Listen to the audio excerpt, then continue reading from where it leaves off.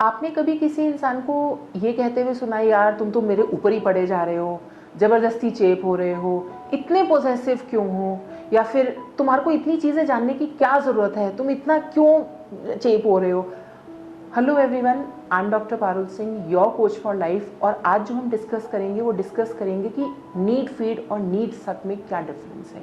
या फिर कोई भी इंसान नीड फीड या नीड सक क्यों करता है, उसकी क्या रिक्वायरमेंट्स होती हैं और किस एस्पेक्ट्स में ये क्लिंगी लगना शुरू हो जाता है। तो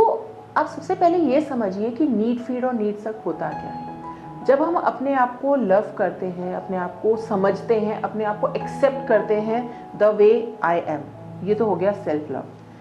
सेम उसी तरीके से जब हम किसी और इंसान को समझते हैं बिना ये सोचे समझे कि उसे मेरे हिसाब से बदलना है या मुझे उसके हिसाब से बदलना है, या हम कहते हैं कि हमने उस इंसान को नीड फीड कर दिया, क्योंकि हमने उस इंसान को वैसे ही एक्सेप्ट कर लिया जैसा वो है।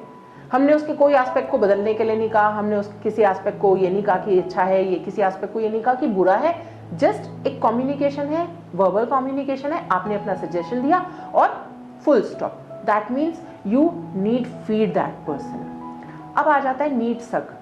जहाँ पे हम ये समझ लेते हैं कि नहीं यार, इस इंसान को तो चेंज करने की ज़रूरत है, मैं इसको चेंज करके दिखाऊंगी, या फिर मैं इसको ये समझाऊंगा कि ये कहाँ गलत है कहाँ सही है, और उसे वो समझना पड़ेगा, समझने के बाद अप्लाई भी करना पड़ेगा। That means you are need sucking the energy of that person, यानी कि पोजेसिवनेस का वो लेवल पार करना जहाँ पे आप सामने वाले से ज़बरदस्ती अपनी बातें मनवा रहे हैं, ज़बरदस्ती उसके ऊपर अपनी इच्छाएं थोप रहे हैं, या फिर ज़बरदस्ती उनसे वो सारे काम करवा रहे हैं जो वो नहीं करना चाहते। तो वो एक पॉइंट पे एक इंसान आके ये सारी बातें बोलता है जो हमने स्टार्टिंग में बोली थी कि तुम क्यों क्लिंगी हो रहे हो, तुम इतने पोजेसिव क्यों हो रहे हो, सब कुछ तो ओके है, सब कुछ तो नॉर्मल है। तो किसी भी रिलेशनशिप पे जब ये वाली दोनों टर्म्स आ जाए, नीड फीड और नीड सकिंग, और इसका एक थिन लाइन डिफरेंस एक दूसरे के साथ मर्ज कर जाए, तो वहाँ पे रिलेशनशिप जो है वो टर्मोइल में आ जाता है, क्योंकि एक पार्टनर दूसरे पार्टनर से ये डिस्टेंस मेंटेन करना शुरू कर देता है कि यार ये बताऊंगी ना तो ये इंसान अपने बेफालतू के सजेशंस देने शुरू कर देगा, या फिर इसको ये पता तो है नहीं बिजनेस के बारे में, इसको कुछ बताऊंगा तो ये अपनी राय देनी शुरू कर देगी, तो let me make a distance. हम वो एस्पेक्ट भूल जाते हैं कि हम सिर्फ एक दूसरे से शेयरिंग कर रहे हैं, हम एक दूसरे को सिर्फ अपनी बातें बता रहे हैं बताने के लिए, ताकि हम एक दूसरे के बारे में अवेयर हो।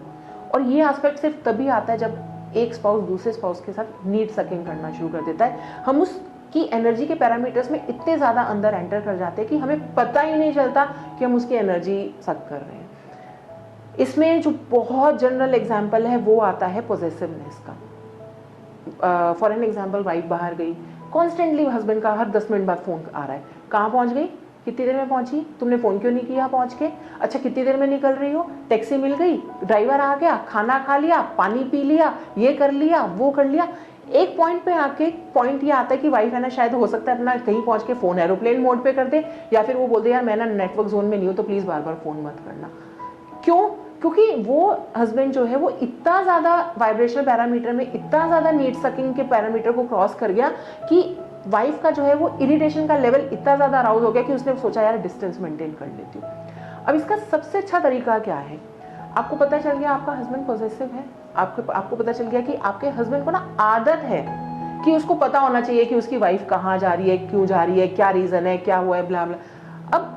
अपने मंकी ब्रेन को यहाँ पे बिना जंप करे हम क्या कर सकते हैं, हम उसकी नीड फीड कर देते हैं। मैं यहाँ जा रही हूँ, इतना टाइम लगेगा, ये हो सकता है, ये नहीं हो सकता, बेस्ट पॉसिबल वे आप खुद उसकी नीड फीड कर दो। तो होगा क्या, अब चाहे वहां जाके आप अपना फोन एरोप्लेन मोड पे कर दो, तो आपके हस्बैंड का मंकी ब्रेन जंप नहीं करेगा, यार फोन का नेटवर्क नहीं मिल रहा, बेसमेंट में तो नहीं है, कुछ एक्सीडेंट तो नहीं हो गया, झूठ बोल के तो नहीं गई, ये तो नहीं हुआ, वो तो नहीं हुआ। तो क्या होगा, उसका मंकी ब्रेन उसको ओवर जंप नहीं करने देगा। क्यों? क्योंकि आप उसकी नीड फीड कर आए हो। लेकिन अगर आप उसकी नीड फीड नहीं करोगे तो वो नीड सक करना शुरू कर देगा।